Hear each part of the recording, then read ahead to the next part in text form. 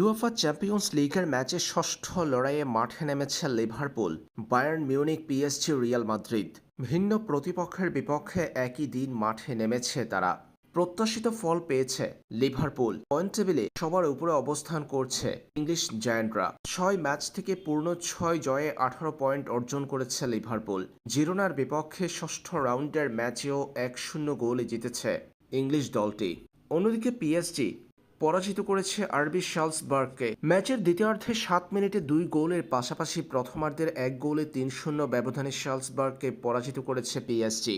এদিকে শাখতার দান্তেস্কের বিপক্ষে 6 গোলের ম্যাচে 5-1 ব্যবধানে জিতেছে বায়ার্ন। বায়ার্নের 5-1 গোলের জয়ের দিন একটি করে গোলের দেখা পেয়েছেন জামাল মুসিয়ালা, থমাস মুলার ও লাইমের।